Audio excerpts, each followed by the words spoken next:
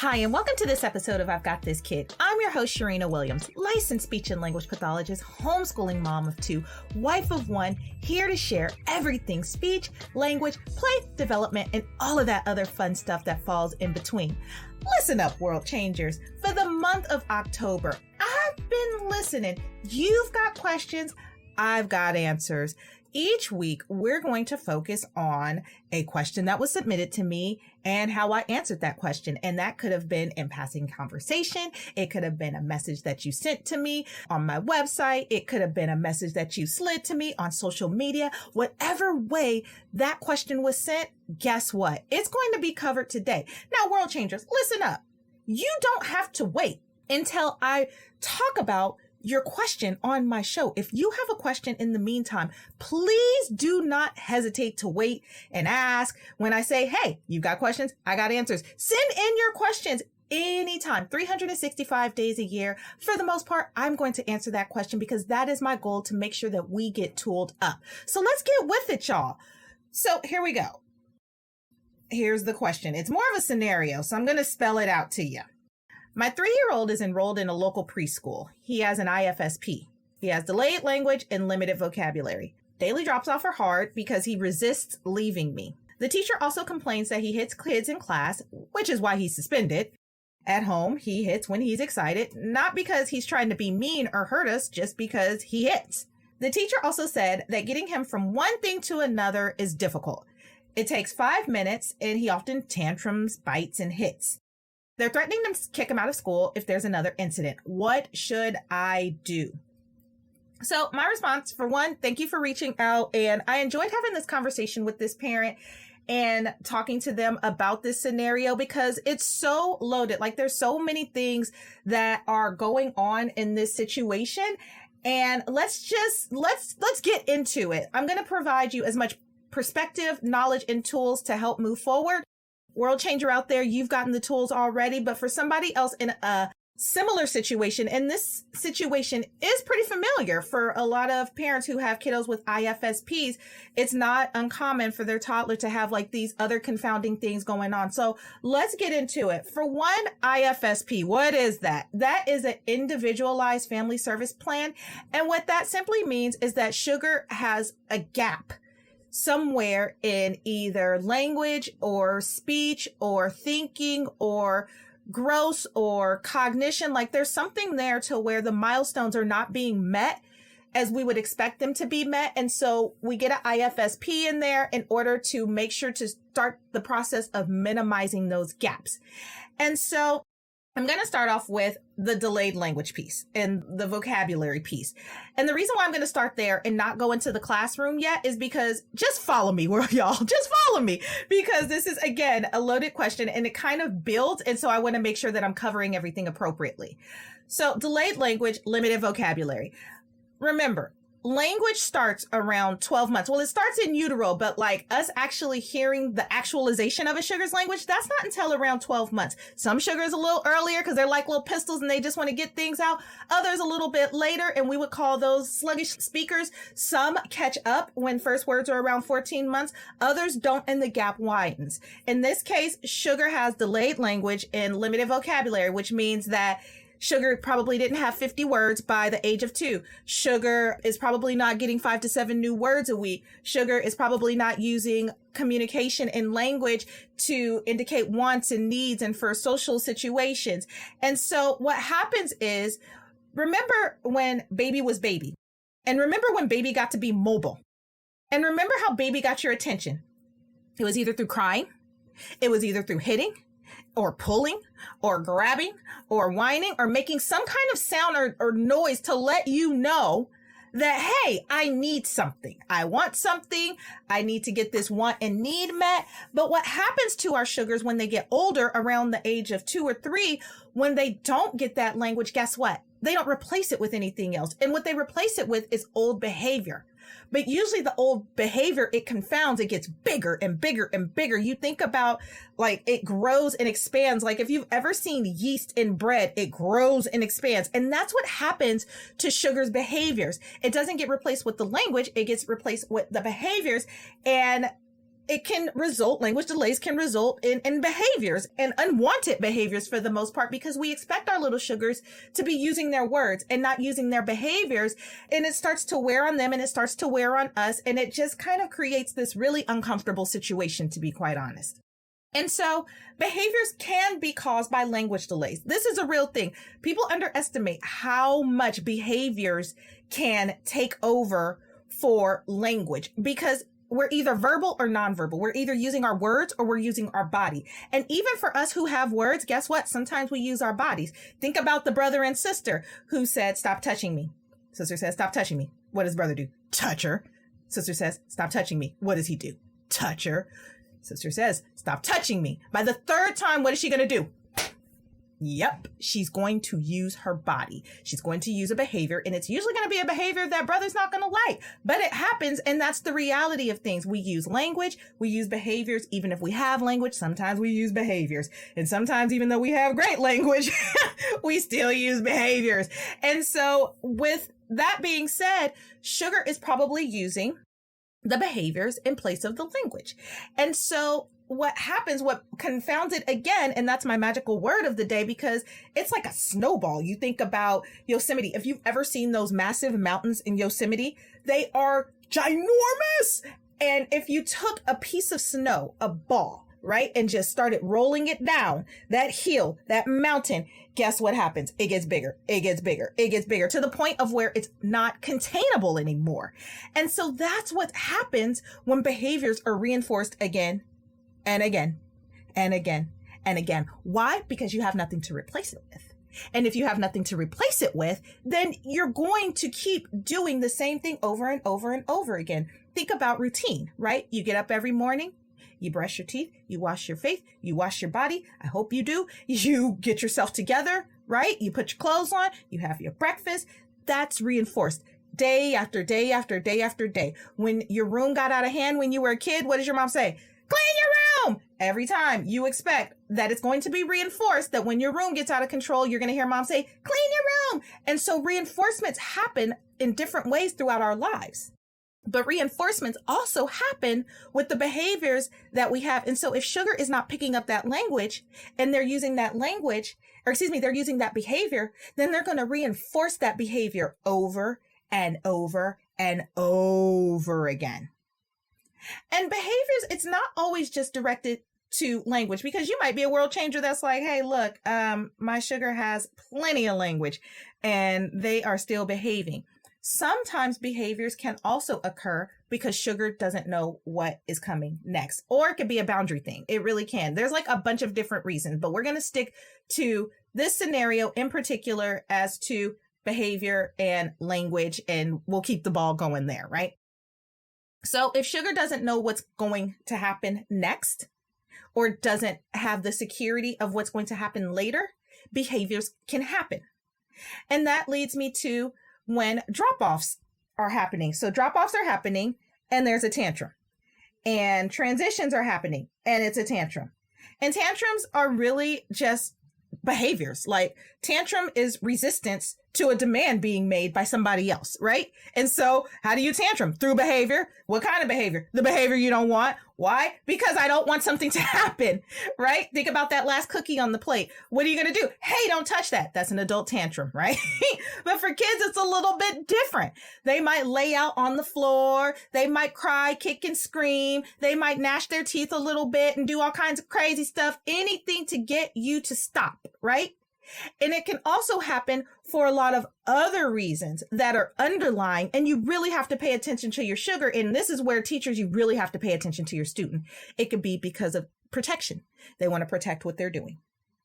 They're used to getting things taken from them, maybe in other scenarios, and they don't want their stuff taken from them. Fear. They don't know what's going to happen next. Uncertainty kind of falls in the same category as fear of, I'm just kind of uncertain. I don't know what's coming and it's making me a little bit uneasy. Avoidance, maybe they don't want what's going to happen next to happen. Maybe drop off is like the worst thing that happens in the world, because why? You took me from my bed. You took me from my mama. You took me from my Elmo. And now you want me to come into this classroom and do a bunch of stuff that they're asking me to do throughout the day that I might not want to do. So it could be an avoidance thing, right? Or it could be defiance.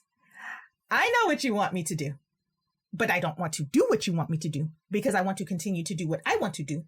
But I have to learn that somehow, some way, I have to find that happy balance. And you as the adult have to politely help me along because I don't know what to do. I don't know how to get myself out of that situation. And that's where we become the models, right? And so that is possibly why the tantrum is occurring at drop off, because sugar is feeling that feeling of, I don't want to go into this situation, or I might not have the security that if mom leaves, when is she coming back? Like, I need that assurance that, hey, if you're going, please come back, or tell me at least you're coming back. Or, world changer, if it's happening at school and not happening at home, the tantrum behavior, is it possible that at home you're giving in to whatever sugar wants? Or are you anticipating what sugar wants to avoid the tantrum in order to get them from one thing to the next without having to deal with the blow up? And so now they don't necessarily know how to deal with it. And so when they go to school, guess what? Teacher and staff get to deal with it, right? And so we have to think about what we're reinforcing at home as well. So if sugar is used to mom and dad and brother and sister or somebody and everybody giving in, guess what they're going to have at school? The same expectation. And so if that's happening at home, then of course they're not going to snap right into it and be like, hey, well, let me just get right into things and do what you want me to do. Although you never make me do them at home. Or finally, you're not making demands on sugar to do anything because you yourself are avoiding that tantrum behavior as well. Well, it doesn't happen to me. Well, sugar is one of 10 or one of 8 at the age of 3 in most preschools.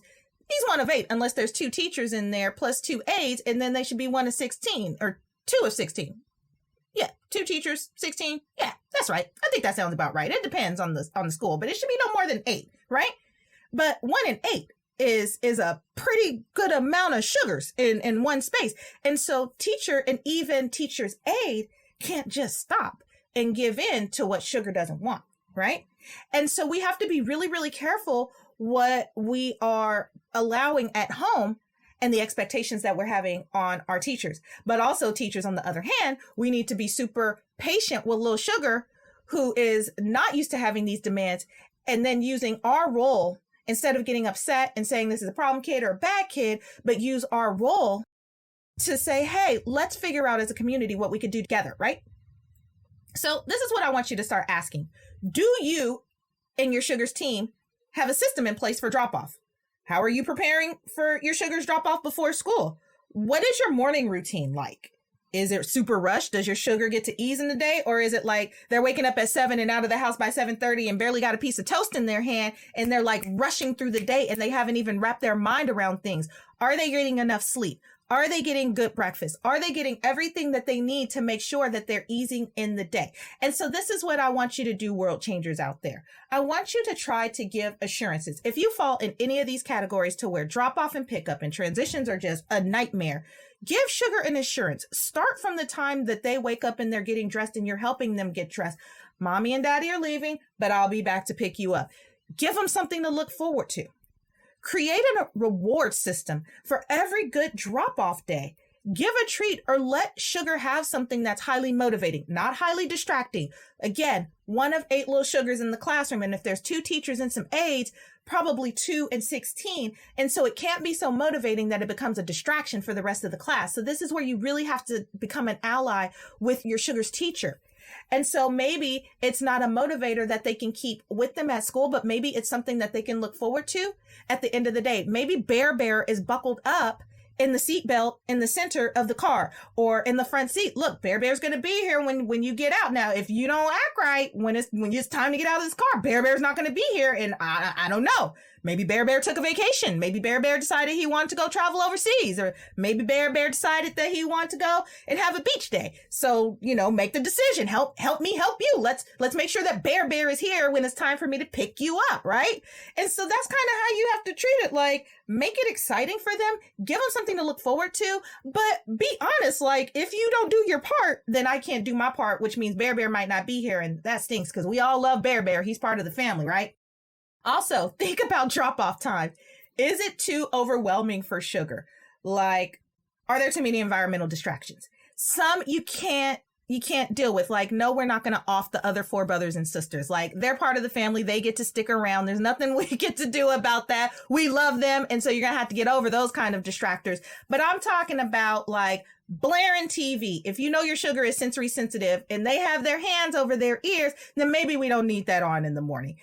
Are you naturally a little bit loud? And sugar doesn't do well with loud situations. Does sugar need some pep? What does sugar need? Is he distracted? Is she distracted?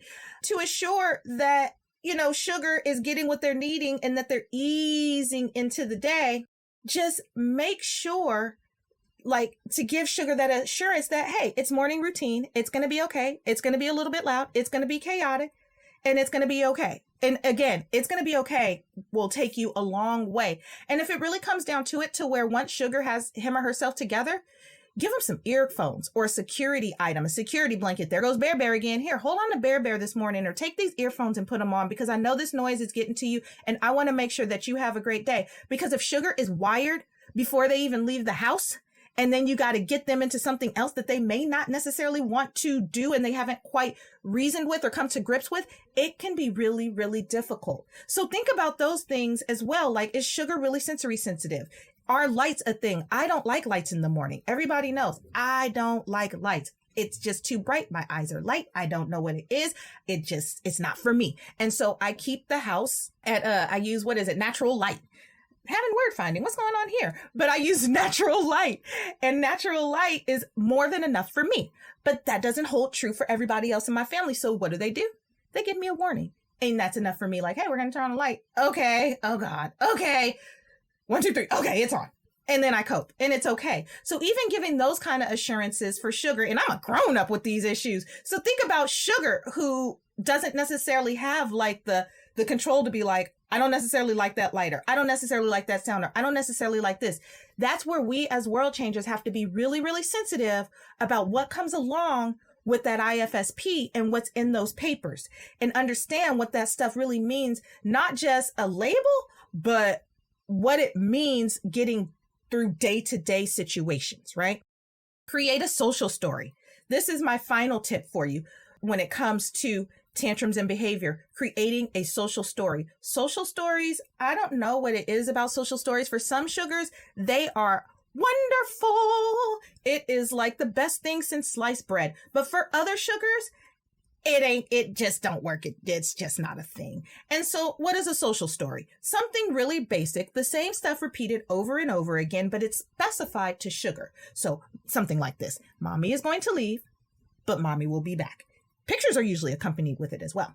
Teacher Sophie, and that's not part of the story. Teacher Sophie will play with you for the next 3 hours, or until mommy returns. And so, like, some of that stuff wasn't included, like as far as, or until mommy returns. Don't put that in there, but you get my gist. Mommy's going to leave, but mommy will be back. Teacher Sophie will play for you for the next 3 hours. Throw some pictures in there of sugar and Teacher Sophie. Throw some pictures in there of mommy. You can read that story to them. And guess what? They're going to memorize that story. And then you could turn that story around and say to them, what did mommy say? Read the first page to mommy. Even if they can't read, they know that picture. Mommy's going to leave. And then what's the next page? But mommy will be back. That's mommy coming back with a big smile on her face. Teacher Sophie will play with you for the next 3 hours, or until mommy returns. That's it. Your sugar's SLP or the inclusion team can totally help you make one of those. It does not take long at all. And again, it's either going to make or break the situation. So we've gotten through delayed language and how behaviors can impact that. We've talked about behavior specifically. We've talked about tantrums and behavior. We've talked about some tips to help with that. Now, guess what we're going to get into? We're going to get into physical behaviors. This is like the game changer. Nobody likes being hit. I don't care who you are. I don't care if you're 0. I don't care if you're 100. Nobody likes to be hit. Why? Because it's not fun. It's not cute. It is, the brain interprets that as violence, and nobody likes violence being inflicted upon them.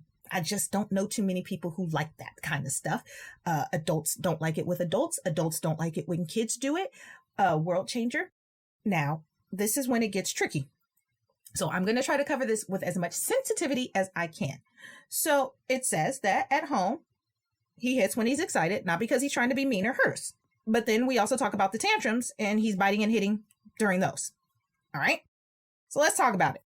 Hitting and biting, biting and hitting, kicking, anything, scratching. It's physical behaviors in general are associated with tantrums. They're usually because Sugar's trying to protect him or herself, or they're trying to resist. I'm going to say it again. Physical behaviors associated with the tantrums are usually because a Sugar wants to protect himself or herself, or they want to resist you.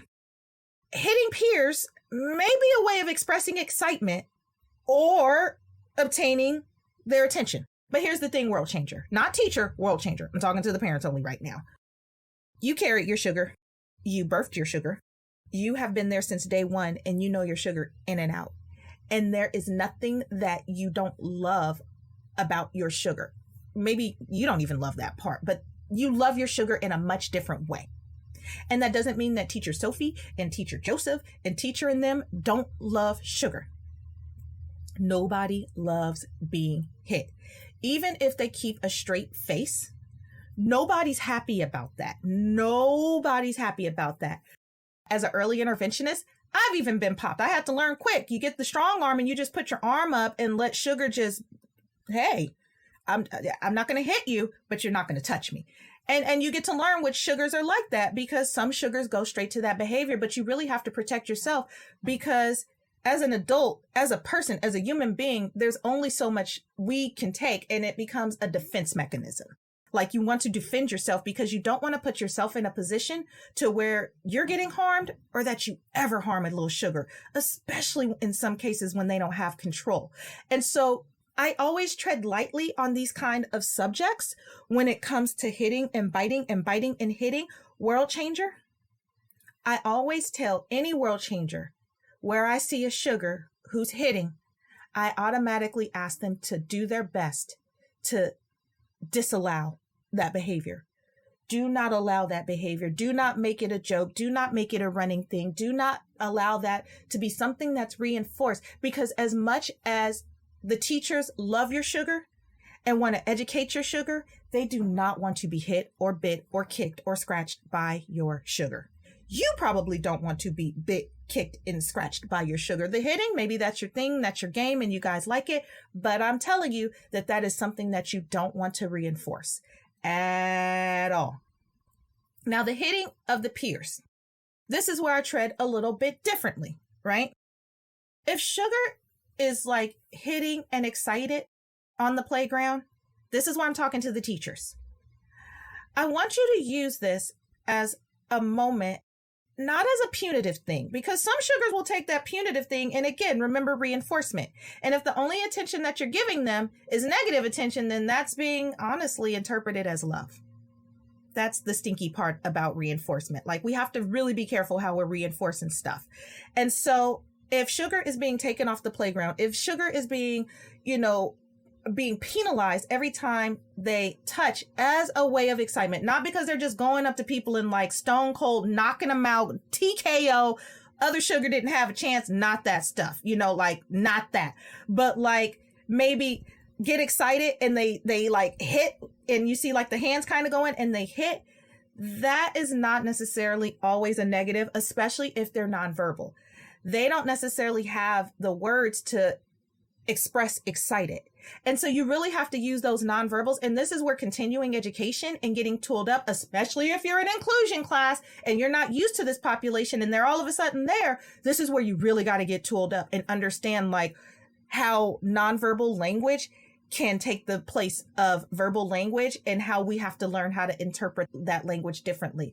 But in general, what I think is happening is, as far as the taking 5 minutes to get from one thing to another and the tantrum biting and hitting is happening, it's probably being stretched out. I'm assuming that, and this is just my assumption, I could be wrong. You can reach out to me and prove me wrong on this. I bet, though, that teacher is probably trying to negotiate, and teacher is probably trying to make Sugar get up, or teacher is trying to do things that are really just prolonging it. And world changer, you probably are too. And I would be extremely careful about prolonging and allowing Sugar to have that extra time.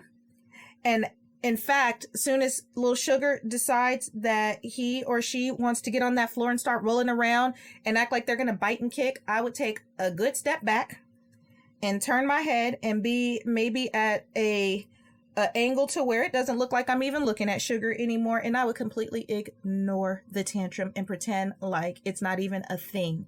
Again, with the hitting of the peers, unless they're like TKOing them and like closed fists, like going at them, I would really tread lightly and try to observe the behavior. And that's when your inclusion team can help you out and really get on board. But world changer for you at home, if you're allowing sugar to hit, please disallow that. Like, let's stop that today. Please try.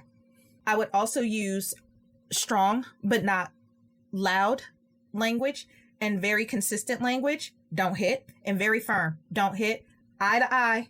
No looking at their forehead. No, none of that with their back turned, especially if they're coming at you. And that's when the tantrum is over. No hit. No thank you. And it gets real firm right there. And you can also provide a model of gentle hands for their peers, like gentle hands, especially if they're excited and they're really trying to get in there and be friends with the other friends.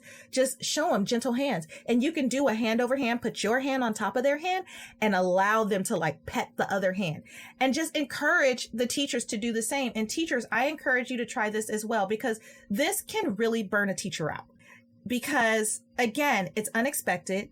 And they didn't carry your sugar. They didn't carry them for 40 weeks. They didn't go through what you went through. You know, they weren't up all night with them for the nights that they had colds, and they didn't see the first smile and the first mama and the first I love you. So it's a different relationship. And so we don't want to burn our teachers out. They pour out so much, and we want to make sure that we're getting them tooled up as well. So if that is happening, really try to talk with them. Really try to get in there and talk with them. This is what leads me to the next thing. Meet with the teachers. Please meet with the teachers, meet with the teachers, meet with the teachers.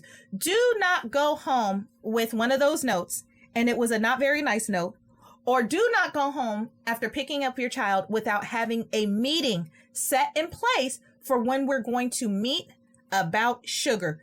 Do not let any time pass by before you make sure that you are proactive about meeting up to get on the same page, because the quicker you guys become a team and an ally, a collaborative team together, the quicker you guys can undo a lot of the behaviors and a lot of the disconnect that's going on. Because in many cases, I'm gonna be honest, if teacher don't like it at home, you probably don't like it either. You just probably didn't say it, and it's somebody from the outside saying it. And us as world changers, we have a tendency to get a little bit defensive when people talk about our kids. So yeah, right? So make sure that you get on the same page with the teacher. Ask if the inclusion team has a behavior plan that can be created. Make sure that that behavior plan makes sense. Do not walk out of the room if that behavior plan doesn't make sense. If it does not make sense to your sugar's needs, if it does not make sense to something that you can carry out, make sure it's something that you guys all feel comfortable carrying out. And if you're not sure about how to carry it out, you need to ask them how to carry it out and be like, hey, look, I need to observe you, or can you do a home visit, or what can you do to help me? Because I'm really trying to help my sugar, right? I really want to be on the same page, because we're talking about bridging gaps. And sometimes bridging gaps means we got to go hard in the paint. And whatever it takes for us to do to go hard in the paint, that's what we're going to do. We got to be serious about this stuff, world changers. Ask the SLP what language can be used to support your sugar. Now, if they have something like sugar's going to learn 5 new words, what new 5 words? It better not be colors and numbers, because that's not going to help them stop hitting and slapping and biting and not getting from one thing to the next. Give me something I can use. That's what you need to be asking. What can we use? Can we throw some signs in there? Some more, some all done. What can we do to be proactive to make sure that my sugar is getting what they need? Because again, I'm trying to bridge gaps. I'm serious about my sugar. I'm serious about their development, and I want to make sure that I'm on top of things. Nobody's going to be as serious about this but you. And if your team sees that you're serious about it, then guess what? They're going to be either super excited, or they're going to get their ducks in a row and they're going to get with you, because we want to make sure that sugar understands what they need to do.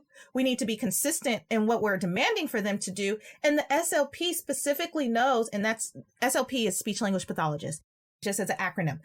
And the SLP specifically knows how many words you all should be using with the sugar. So if your sugar only has one word, and they're only using one word every time that they speak, then we shouldn't be trying to speak in 4 and 5 word sentences with them. And that's the SLP's job, to then go to the educators and be like, hey, you know what? I need you to send the same message to Little Sugar over here that you're sending to Becky, but I need you to send to Little Sugar using 2 words instead of 4 or 5 words because you're losing them. And we want to make sure that we're giving Sugar opportunities to imitate. And if we're not giving them those opportunities, then we're going to miss them every single time. Make sure that the teachers are talking face-to-face during transitions. This is huge. So going back to those transitions that are difficult for Sugar, make sure when teacher is saying 5-minute call or time to clean up or whatever it is, that either one of the teachers or one of the aides are face-to-face and giving gentle touches and saying, hey, it's about time to clean up. Can I help you? Can I help put one in first? Can I put one block in? It's my turn to put one away. It's your turn to put one away. And then we're going to do this next. And then think about, did you hear me, right? Did you hear me? You want to make sure that Sugar heard you. And not only did they hear you, but they're being proactive. And if they ignore you, then you're really using, did you hear me? And that's when those gentle taps are extremely important. Think providing prompts before the transition takes place. Prompts are crucial. Please use prompts before the actual transition happens. Give them some time, again, to wrap their mind around what's going on. This is for the classroom. This is for the home as well. Make sure you're not saying, it's time for dinner, and then you're like sweeping them away from their favorite thing and not giving them time to wrap their mind around it. So when you're starting to plate, that's the perfect time to start saying, hey, it's time for dinner. Okay, it's time. All right, your plate's on the table. I'm coming to get you. Let's go. It's time to eat. Also think, and I kind of alluded to this a little bit, think first, then language. First, we're going to clean up, and then we're going to do this. First, we're going to eat dinner. Then you can go back to your play. First, then, because it helps Sugar wrap their mind up around what's going to happen, and that there's possibility that, hey, I might be able to go back to that thing that I really, really love. And think social story to prepare Sugar. Social stories can be used for anything and everything. Like, sky's the limit. I've even had world changers out there who make their own social stories. Whatever you need, tool yourself up. Get your teachers tooled up to make sure that everyone is on the same page. Here's the thing, because a lot of things were going on in this story, master one thing at a time. This scenario is no joke. It happens way more often than what we think. For us who are not going through this, for us who've never experienced this, this is a very real thing. Do not try to take on everything at once. You're going to make yourself a mad person. Master one thing at once. So if it's tantrums, usually it's tantrums. Everybody doesn't like those tantrums, and everybody wants to get rid of the tantrums first. The behavior is always the problem. That's the biggest thing. So I would work on behavior first before I worked on behavior, because there's nothing worse than a Sugar having plenty of language and the same behavior. So I would seriously work on that behavior, right? Take notes. Note taking, like, it can happen on your smartphone. It can happen on your smartwatch. It can happen on your notepad, on your whiteboard. You can go to Hobby Lobby and get a big old whiteboard and write down everything. You can chart everything nowadays. There are so many tools out there to keep you organized. It's like, pick your jam, what works for you, right? Take notes on the day that it goes good. Take notes on the days that it doesn't go so good. Think about triggers, right? Did Sugar sleep well that night? Did they have some spicy food? Was a relative staying over? Were you in a bad mood? All of those little things can impact how Sugar reacts about the world around them. And do not take triggers for granted, because Sugars are super sensitive to us, and they're sensitive to the world around them more than what you know. And finally, this is the knowledge thing. This is where I want you, world changer, to get tooled up, and teacher, I want you to tune in, right? Knowledge. Ask the teacher, your Sugar's teacher, if they've worked with Sugars who have similar delays, if they've ever worked with a Sugar who's like your Sugar. Because we take for granted that teachers should know everything, and that's not true.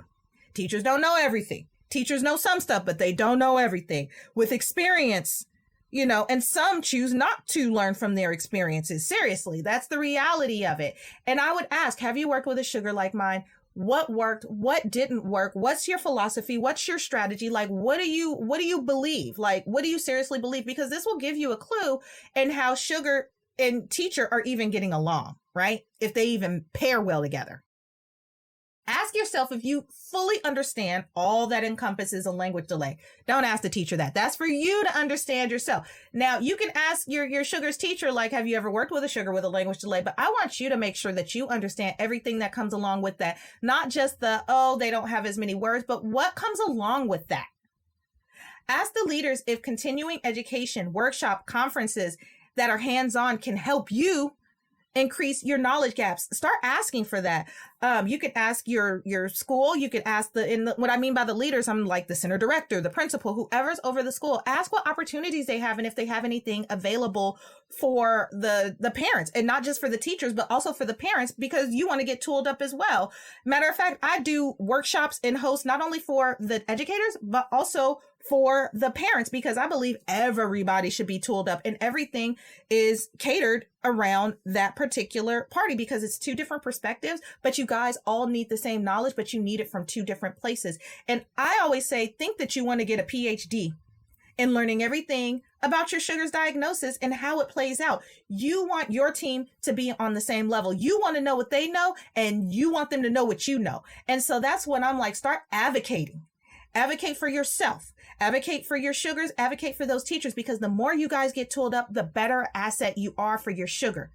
Because honestly, if behaviors are taking over, if the behaviors are completely taking over the day, then sugar is missing out on learning. Sugar's missing out on socializing. The educators are missing out on learning how to work with sugars like your sugar. And it's a lose-lose for everybody. And so we want to make sure that we're becoming allies with these people, and that we're doing our best and they're doing their best, and we're all setting ourselves up for success. And if sugar doesn't obtain these skills early, it's going to widen the gap. If sugar doesn't learn how to transition, if sugar doesn't learn how to behave, if sugar doesn't learn how to use language over behavior, it's going to be a problem later. It doesn't go to sleep night one day. It's usually a thing, and a thing that just prolongs and goes on, and it shows up in different ways. And even if sugar ends up with some language, how it plays out later is that explosive behavior, to where maybe they have language, but they're still explosive, and you're still having to negotiate with them at 10 and 12. And so this is something, World Changer, I really want you to get on top of. And educators out there, I really want you to make sure that you're teaming up with the World Changer out there. And remember, I'm not about the blame game. I'm about getting tooled up. So let's do this, y'all. And we want to really get these behaviors. Finally, we want to get these behaviors, because we don't want them to reinforce. The more we allow it to reinforce, the longer we allow it to reinforce, then it becomes a thing. And we do not want this to become a thing. We want to try to push to progress. And that's not the progress that we want to be pushing to. We want to realize their purpose and be excited about what they're doing and who they are. And let me tell you, I've worked with so many little sugars, and I'm yet to see the one that's super excited after a tantrum. They usually feel just as bad as you do. And so let's help them. Let's get them tooled up. And let me help you get tooled up. So World Changers, I hope this information was super helpful. I hope providing you perspective, knowledge, and tips will help you and your sugar thrive. I hope educators, you out there, have not only perspective from the parent's perspective, but also that I've enlightened you on some things that you could be thinking about and doing from another lens, because this stuff ain't easy, right? Just like you're struggling in the class, in most cases, World Changer is struggling at home. So let's try to do our best to get on the same page and try to collaborate and do our best together. And if you're out there with a similar scenario or a situation that you can't wrap yourself around, please feel free to send in your questions at questions@I'veGotThisKid.com. We would love to hear from you. If you can't wait until the next time I answer questions on the show, visit I'veGotThisKid.com and book me for a personal coaching session, and I'd love to help you through. It's seriously that easy. Also, join the interest list for my upcoming book, Watch Me, Connecting to Your Child Through Play. This book is everything that you need to connect during play, monitor early milestones, provide practical step-by-step tips like, what do I do when Susie won't sit down? Or what do I do when Kyle won't play with me? But yeah, I love him, but he's a toy hoarder. He's that kind of guy, that Kyle. Or my room, it looks like Toys R Us and my sugar won't touch anything. I'm going to answer all those questions and so much more. So as soon as you're done here, click on the link below and join the movement of intentional parenting. And finally, World Changers, I mentioned in the show that I do workshops and I do parent seminars. Feel free to join, sign up. The interest list is at I'veGotThisKid.com, and I believe it's under the Connect or the Grow section. I believe it's Grow though. I'm pretty sure it is. Finally, y'all, share with a friend. This is finally. If this podcast has been good to you, please don't keep it a secret for yourself. Share. Let's get others out there tooled up. Keep sending in those questions. I love answering them. It makes me happy to know that you're getting support and perspective, y'all. We're in this together. All right. So next week, I'm going to answer another question. I'm not going to tell you what it is. I've got it ready. I'm tooled up and I can't wait to bring this to you, but I will give you a hint. it has to do with ignoring. That's all I'm gonna tell you. That's all I'm gonna tell you. It has to do with ignoring. That's it. That's it. All right, y'all? I gave you enough. Until the next time, y'all. Take care.